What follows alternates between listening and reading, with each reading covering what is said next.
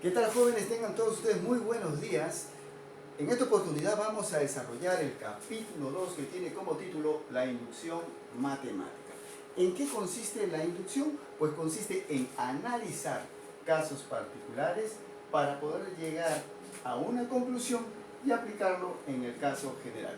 Para poder tener una mayor certeza debemos de tener en consideración que debemos de analizar 3 casos como mínimo, es decir, debemos de poseer 3 muestras que presenten las características relacionadas directamente con la pregunta. Para una mayor comprensión vamos a pasar a explicar algunos ejercicios que nos permitan tener mayor conocimiento acerca del tema. Entonces veamos el ejemplo aplicativo número 1. Dice, hallar la suma de las cifras del resultado de.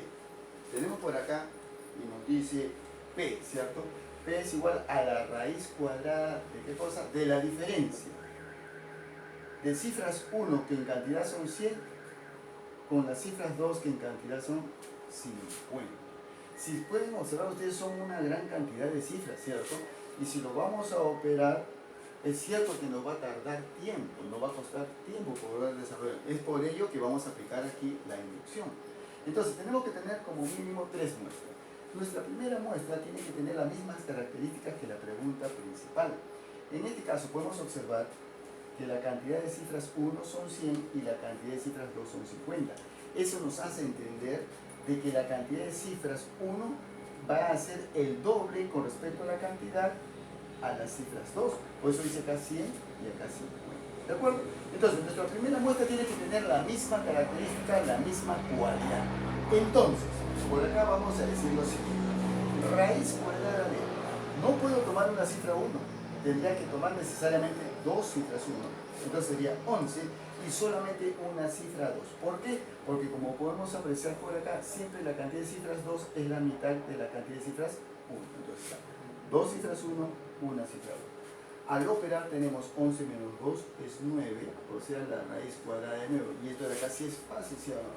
La raíz cuadrada de 9 en este caso es 3. Pero como nosotros no quieren hallar la suma de las cifras del resultado, en este caso como el resultado es 3, la suma de sus cifras también debe de ser 3. Para la segunda muestra no podríamos utilizar 3 cifras 1, porque si utilizamos 3 cifras 1, no tendríamos una cantidad entera de cifras 2 para poder hacer análisis, porque recuerda que el primero tiene que ser el doble en cantidad de cifras que el segundo. Entonces necesariamente tenemos que trabajar con 4 cifras 1 para que podamos también trabajar con 2 cifras 2.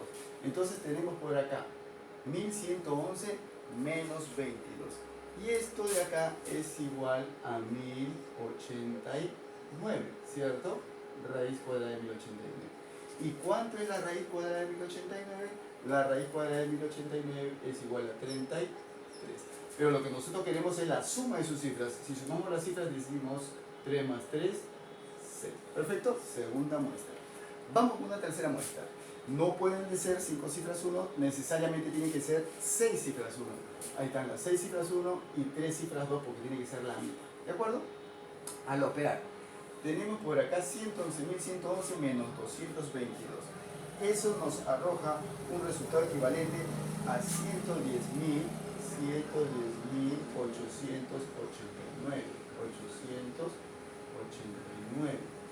La raíz cuadrada de ese número, de 110.889.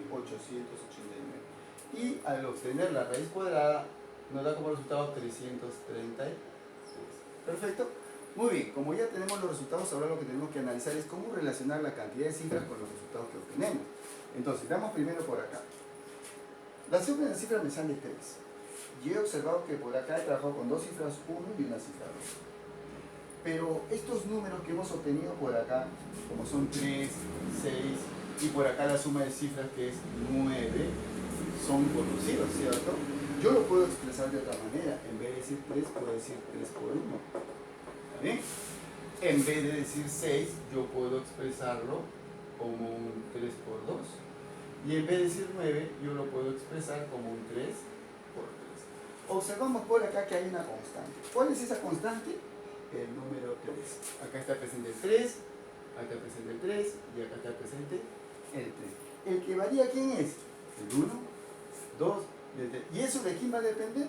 va a depender de la cantidad de cifras que esté analizando yo. En este caso me conviene trabajar con las cifras 2. ¿Por qué? Porque si tú puedes observar, mira, cuando yo consideré una cifra 2, el número que trabajó por acá fue la unidad. Cuando yo trabajé con dos cifras 2 en mi análisis, el número que trabajamos por acá también fue 2. Y cuando analizamos 3 con 3 cifras 2, ¿no es cierto? Para nuestro análisis estamos utilizando también el número 3. En conclusión, entonces, para poder hallar la suma de las cifras, simplemente basta con colocar como número constante aquí al 3. ¿De acuerdo?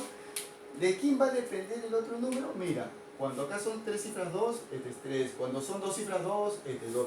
Cuando es una cifra 2, este es 1. Entonces va a depender de la cantidad de cifras 2. ¿Cuántas cifras 2 dice que tiene el problema? 50. Entonces quiere decir que la suma de cifras de todo este problema, ¿no es cierto?, debe ser 3 por la cantidad de cifras 2, que en este caso son 50. ¿Y cuánto es 3 por 50? 150.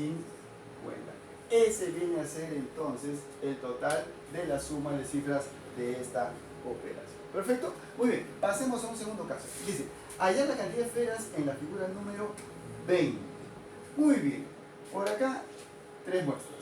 Figura 1, ¿cuántas esferitas podemos contar? Sencillo, 1. En la figura número 2, ¿cuántas esferitas podemos contar? 1, 2, 3. Tenemos por acá 3. En la figura número 3, ¿cuántas esferitas tenemos? 1, 2, 3, 4, 5. Son 6 esferitas, ¿cierto? Ahora, lo que tenemos que hacer es buscar que relacionar nuestros resultados con el dato que tenemos. ¿Y qué cosa tenemos en el dato? Las figuras, la ubicación de la figura 1, número 2, número 3, número 4, etcétera, etcétera, etcétera. ¿De acuerdo? Entonces, por acá tenemos el número 1, el número 3 y el número 6. ¿No es cierto? ¿Cómo puedo hacer yo? A ver, si te das cuenta, por acá ocurre lo siguiente. ¿Qué pasa si yo trabajo con esta cifra 1 que está por acá? Y quiero tener como resultado la unidad, ¿sí o no? Yo también tengo que hacer lo mismo con el 2. Trabajarlo y obtener como resultado 3. Mira, si yo agarro y multiplico 1 por su consecutivo, me da 2. Pero yo quiero 1. Y si lo divido entre 2, ¿qué ocurre? ¿Me da como resultado final 1 o no? ¿Sí? Si a este número 2 lo multiplico por su consecutivo, que es el 3, y lo divido entre 2, ¿me da también lo mismo que en este caso, sí o no? También me da 3. Entonces vamos a ver si en la tercera muestra se cumple. Si se cumple, estamos a un 100% seguros de que vamos a obtener rápidamente el resultado. Muy bien, acá tenemos 6. A ver, si acá tenemos 6, yo puedo trabajar con este número, ¿no?, que en este caso es el 3. Si al 3 lo multiplico por su consecutivo, que es 4, tendríamos 12.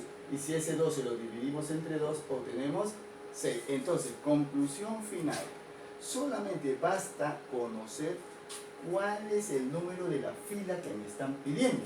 En este caso me están pidiendo por la figura número 20, ¿no es cierto? Como es figura 20, entonces nosotros vamos a decir lo mismo que hemos estado haciendo en los casos anteriores. Como es figura 20, aquí debe de ser 20 por su consecutivo, ¿no es cierto?, entre 2. Y de esa forma estaríamos obteniendo el total de esferas de esa figura. Entonces, ¿qué va a pasar por acá?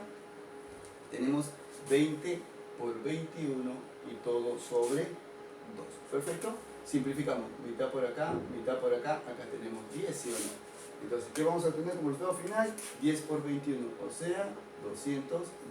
Eso significa que en la figura número 20 vamos a encontrar 210 esferitas en total. ¿De acuerdo? Muy bien, pasemos ahora a un tercer caso. Dice, en la sucesión mostrada, halle el número de palitos de la figura que ocupa el 13º lugar. Cuando uno dice 13º lugar, se está refiriendo a la posición número 13. ¿De acuerdo?